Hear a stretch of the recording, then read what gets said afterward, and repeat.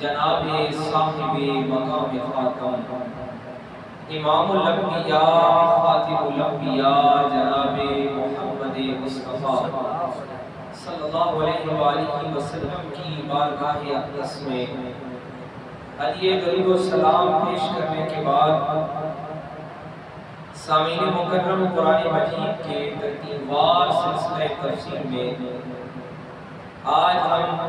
نام سپارے سے سورہ اعراف کی آیت نمبر 148 اور 149 پڑھ رہے ہیں۔ رب کائنات کی بارگاہ لم یزل و متعال میں دستہ دعا ہے رب العالمین ہم سب کو سننے اور سنانے کے بعد اعمال خیر کی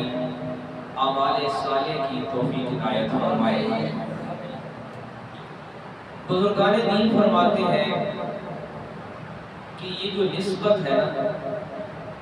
یہ بڑی اہم ہوتی ہے۔ جیسے بیت اللہ کا پتھر ہے اور کسی اور پہاڑ کا کسی اور جگہ کا پتھر ہے، اپنے حیت کے اعتبار سے اپنی نوعیت کے اعتبار سے پتھر ہے، لیکن دونوں کا مقام و مرتبہ جدا جدا ہے۔ زمزم کا پانی اور گنگا کا پانی ہیں دونوں پانی اور اللہ کی تخلیق ہے، لیکن دونوں کی نسبت میں دونوں کا مقام و مرتبہ جدا جدا کر دیا ہے۔ اسی طرح قرآن مجید میں انبیاء کرام علیہ السلام سے نسبت والی کئی چیزوں کا کئی اشیاء کا ذکر کیا، جیسے حضرت صالح علیہ السلام کی اونٹنی کا ذکر کیا، پہاڑ سے برآمد ہوئی اور اس کو اللہ کریم نے اپنے آخری کلام میں ناقۃ اللہ کہا کہ یہ اللہ کی اونٹنی ہے۔ حالانکہ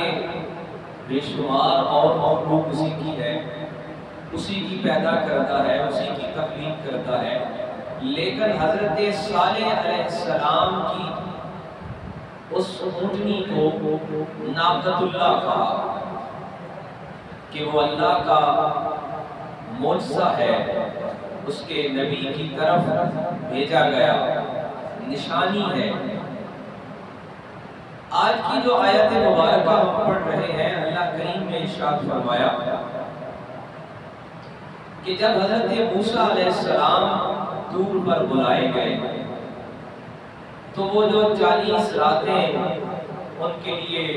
حکم ہوا تھا، تو واپسی پر کیا ہوا، قوم نے کیا کیا؟ مفسرین کرام فرماتے ہیں کہ اس میں بھی سرکار دو عالم امام الانبیاء صلی اللہ علیہ وآلہ وسلم کے رسالت اور نبوت کی ایک خصوصیت کی جھلک موجود ہے کہ آقا کریم امام الانبیاء کی جو صحبت والے ہیں، آپ کے جو صحابہ کرام ہیں اور دیگر انبیاء کرام علیہ السلام کے جو ساتھی ہیں، ان دونوں کا بھی بڑا واضح فرق ہے۔ آج لوگ بڑی آسانی سے کہہ دیتے ہیں سارے برابر ہیں، سارے ایک جیسے ہیں، اپنی تخلیق کے اعتبار سے برابر ہیں، اپنی پیدائش کے اعتبار سے برابر ہیں، لیکن جگہ اور مقام ہر ایک کا جدا جدا ہے۔ آقا کریم امام الانبیاء کے جان نثار حبشہ بھیجے گئے، بھوک اور افلاس فاقہ کشی برداشت کر کے جب واپس لوٹے تو گھر والے بھی پہچاننے کے لیے تیار نہیں تھے، لیکن ایمان سلامت دے کر لوٹے۔ اسی طرح ہجرت مدینہ ہے، اسی طرح بدر ہے، اسی طرح احد ہے، اسی طرح حنین ہے، تبوک ہے، تمام جو مقام ہیں ہر ایک اس بات کے مظہر ہے، اس بات کی مثال ہے کہ جان نثاران مصطفیٰ کریم صلی اللہ علیہ وآلہ وسلم آقا کریم کی نبوت کی طرح، جس طرح آقا کریم کی نبوت سارے نبیوں میں بے مثال ہے، آقا کریم کے جان نثار بھی سارے نبیوں کے صحابہ میں سے جان نثار اور بے مثال ہے۔ حضرت موسیٰ گئے اور وہ سارے جو ایمان والے جو ایمان لا چکے تھے حضرت موسیٰ، قرآن کہتا ہے وَاتَّخَذَ قَوْمُ مُوسَىٰ مِن بَعْدِهِ مِنْ حُلِيِّهِمْ عِجْلًا جَسَدًا لَهُ خُوَارٌ۔ 40 راتیں گزار کر واپس لوٹے تو دیکھا کہ قوم موسیٰ نے ایک بچڑا بنا لیا ہے۔ عِجْلًا کہتے ہیں گائے کے بچے کو، بچڑے کو، جَسَدًا لَهُ خُوَارٌ، اور وہ کوئی یعنی صرف دکھاوا نہیں تھا، یعنی اس کو انہوں نے مکمل تیار کر لیا۔ جسدن یعنی وہ اپنے پورے جسم کے ساتھ، جسدن لہو خوار، اور وہ ایسا بھی نہیں تھا بلکہ اس کے اندر سے اس کی آواز بھی آ رہی تھی، وہ بچڑے کی آواز آ رہی تھی۔ خوار عربی میں بچڑے کی آواز کو کہتے ہیں۔ عربی زبان کی بھی کیا ہی وسعت اور کیا ہی کمال ہے کہ مفسرین کرام میں علامہ محمود آلوسی بغدادی رحمۃ اللہ علیہ نے اپنی تفسیر میں لکھا اسی آیت مبارکہ پر کہ عرب زبان کی اتنی وسعت ہے کہ وہ ایک ہی جانور ہو، جیسے گائے ہے تو اگر بچہ ہے تو اس کی آواز کا نام بھی اور ہوگا، اگر کوئی جوان ہو جائے تو اس کی آواز کا نام اور ہوگا، وہ اگر بوڑھا ہے تو پھر اس کی آواز کا نام اور، نر اور مادہ کی آواز کا نام اور، یعنی ہر ایک کے لیے نام بدلتا جاتا ہے۔ ہماری زبان اس قدر وسعت نہیں رکھتی ہے جس قدر عربی زبان کی۔ تو قرآن نے کہا عجلن جسدن لہو خوار، حضرت موسیٰ نے دیکھا واپسی پر کہ قوم نے تو بچڑا بنا لیا ہے اور پورا تیار کیا ہوا ہے۔ الم یروا انہ لا یکلمہم ولا یہدیہم سبیلا، اور انہوں نے کہا کہ یہ کیا کر رہے ہو، لا یکلمہم ولا یہدیہم سبیلا، انہوں نے کہا کہ یہ تمہارے ساتھ بولتا نہیں ہے اور تمہیں ہدایت کا راستہ نہیں دکھا سکتا۔ اتخذوہ وکانوا ظالمین، لیکن اس نے انہیں ظلم کرنے والوں میں شامل کر لیا۔ یہ بچڑے کی ایک آواز آتی تھی اور انہوں نے اس کے سامنے، مفسرین کرام بتاتے ہیں کہ جھکنا شروع کر دیا، سجدہ کرنا شروع کر دیا۔ وہ ماجرا یہ تھا کہ ان میں سے ایک منافق نکلا، جیسے ہر قوم میں کوئی منافق ہوتا ہے، سامری نام اس کو بتایا جاتا ہے۔ اس نے کیا کیا کہ پہلے ان سے کہا کہ جو تمہارے پاس بنی اسرائیل کا، تمہارے پاس جو اسرائیلیوں کا فرعون کے خاندان کا جو سونا پڑا وہ سارا لے آئے، سارا اکٹھا کیا۔ اس نے کہیں حضرت موسیٰ سے ملاقات کے وقت حضرت جبریل علیہ السلام کی سواری کی خواب اس نے پکڑ لی تھی کہ جب فرشتہ آیا حضرت موسیٰ علیہ السلام کے پاس تو حضرت جبریل کسی سواری پر آئے، گھوڑا تھا یا کوئی سواری تھی، اس سواری کے قدموں کے ساتھ جو مٹی لگی تھی نا اس نے وہ اٹھا لی اور اس نے کیا کیا کہ وہ اس دھات یعنی سونے سے ایک بت تراشا اور اس کے گلے میں، اس کے منہ میں وہ مٹی جو متبرک مٹی تھی جو حضرت جبریل کے اس سواری کے قدموں سے لگی ہوئی تھی وہ ڈالا۔ فلما سقط فی ایدیہم ورأوا انہم، اب جیسے ہی وہ مٹی اس کے منہ میں گئی نا، اس جو دھات سے بنا ہوا تھا، سونے سے بنا ہوا وہ تھا، اس کا پورا وہ ڈھانچہ تیار ہو گیا جیسے بچڑا ہوتا ہے۔ اب اس کے اندر سے وہ بچڑے کی آواز بھی آنے لگی جو اس کی اپنی آواز جیسے بچڑے کی ہوتی ہے۔ اس نے قوم کو اس راہ پر لگا دیا۔ مفسرین کرام بتاتے ہیں کہ سارے نہیں لیکن زیادہ جو افراد تھے وہ اس جال میں، اس شکار میں آ گئے۔ وَلَمَّا سُقِطَ فِي أَيْدِيهِمْ، حضرت موسیٰ کے واپس لوٹنے پر، حضرت موسیٰ علیہ السلام کے بتانے پر انہیں احساس ہوا. سُقِطَ فِي أَيْدِيهِمْ یہ عربی کا محاورہ ہے. جیسے ہم اردو میں کہتے ہیں نا کہ کوئی بندہ پریشان ہو کر اس کے ہاتھوں سے کوئی چیز گر گئی، تو یہ عربی میں کہتے ہیں سُقِطَ فِي أَيْدِيهِمْ کہ ان کے ہاتھ گر گئے، کہ وہ سخت پریشان ہو گئے. وَرَأَوْا أَنَّهُمْ قَدْ ضَلُّوا، اب وہ کہنے لگے کہ ہم نے تو اپنے آپ کو ضلالت میں، گمراہی میں ڈال لیا ہے.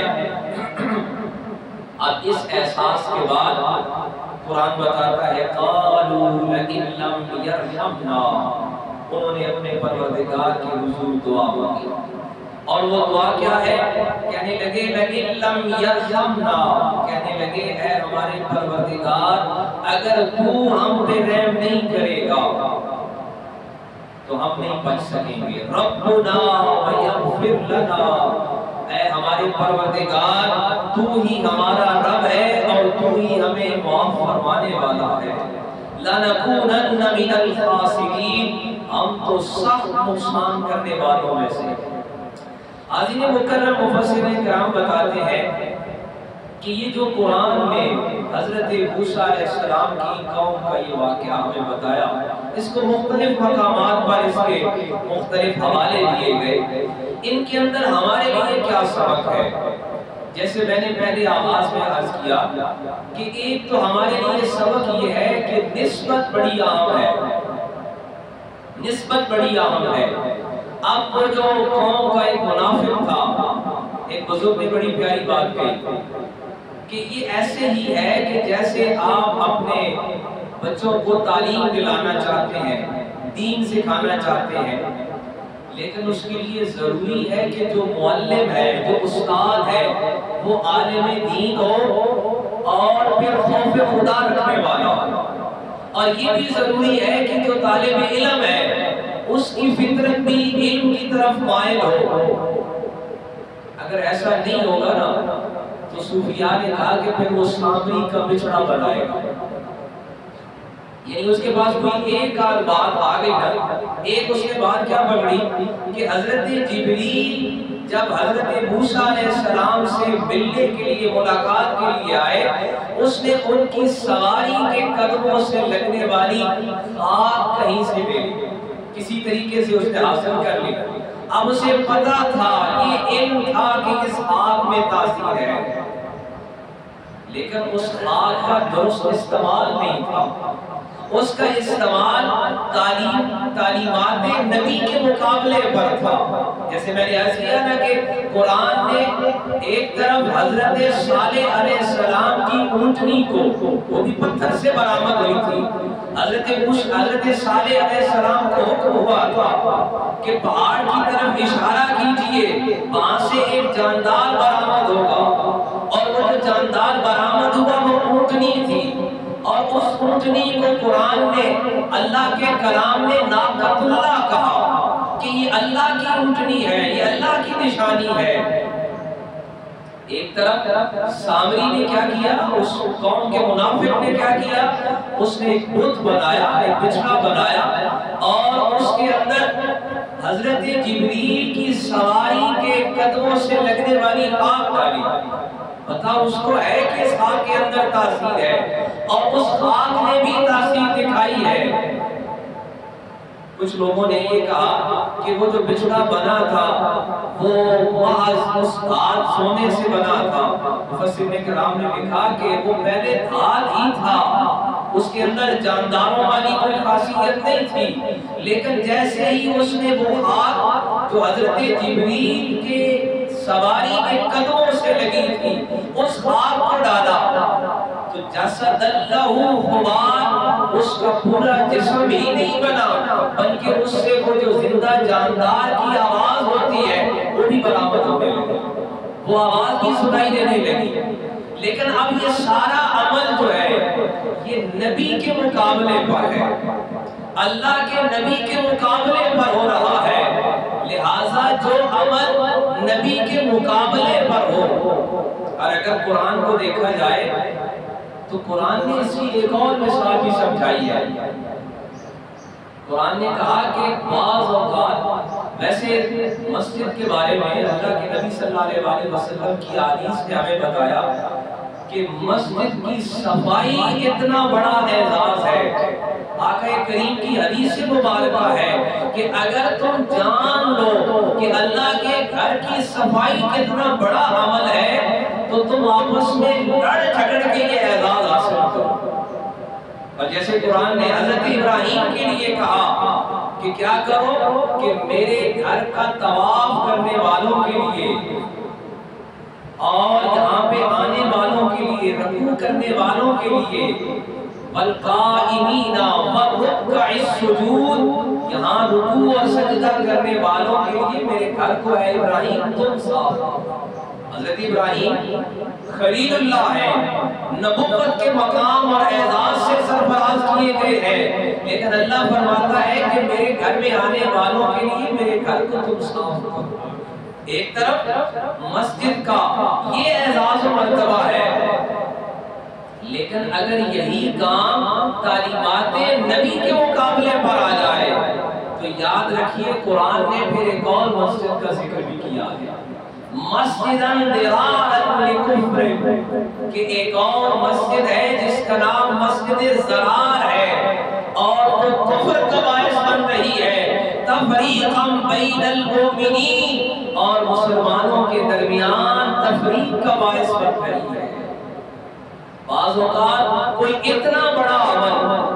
کہ ایک طرف اللہ اپنے نبی کو فرماتا ہے کہ میرے گھر کو صاف کرو، یہ اتنا بڑا احساس ہے، اور آقا کریم امام الانبیاء فرماتے ہیں کہ مسجد کی صفائی کرنا اتنا بڑا اعزاز ہے کہ اگر اس کی تمہیں حقیقت پتہ چل جائے تم آپس میں لڑ جھگڑ کے اس کو حاصل کرو۔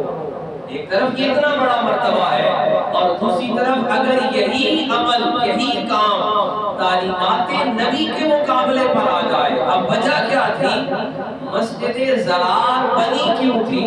اس کی بنیاد رکھی کیوں گئی تھی؟ قرآن نے اس کے بارے میں بتایا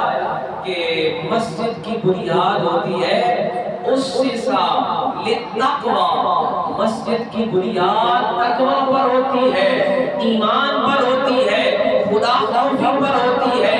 اللہ سے ملاقات کے لیے ہوتی ہے۔ اور اگر مسجد بنائی جائے تعلیمات نبی کے مقابلے پر تو پھر مسجد بنانے جیسا عمل بھی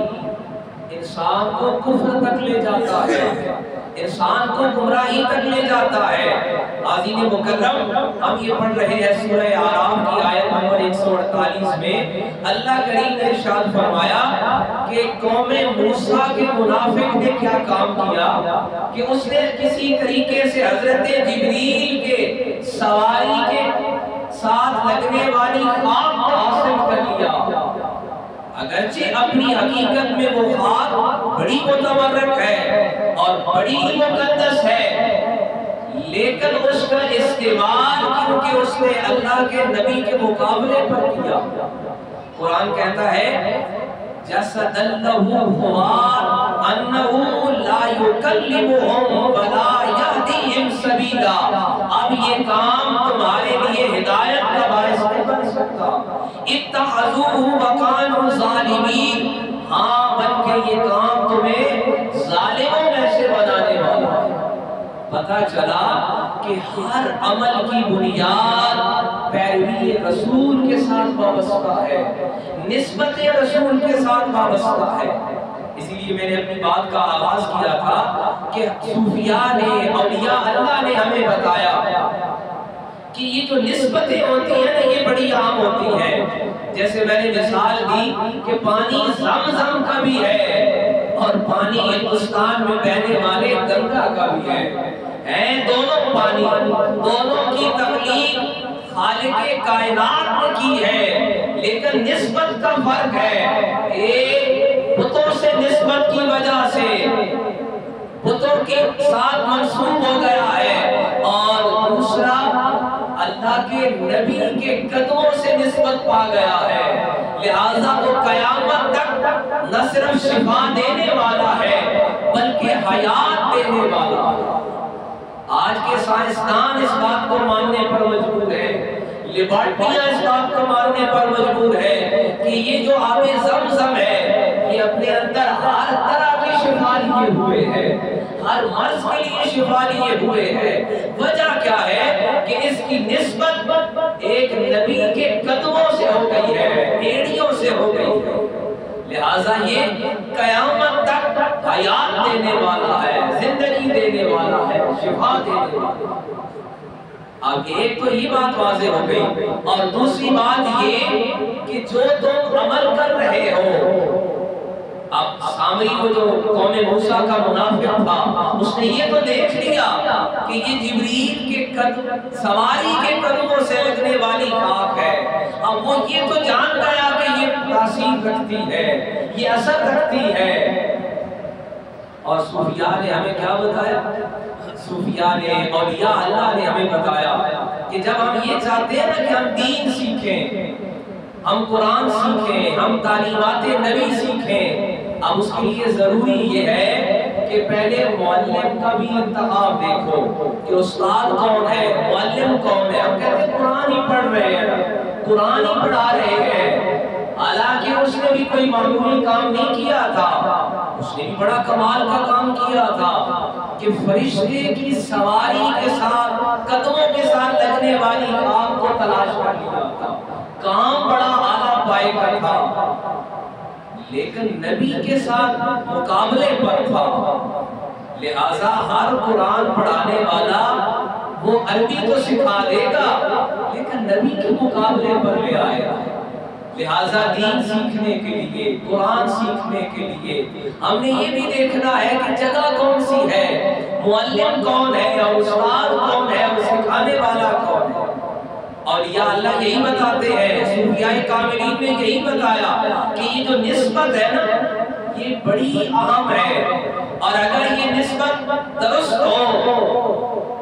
تو جیسے قرآن نے ہمیں دوسرے مقام پر بتایا کہ ان الصفا والمروہ من شعائر اللہ، آج دیکھنے والوں نے دیکھی ہے،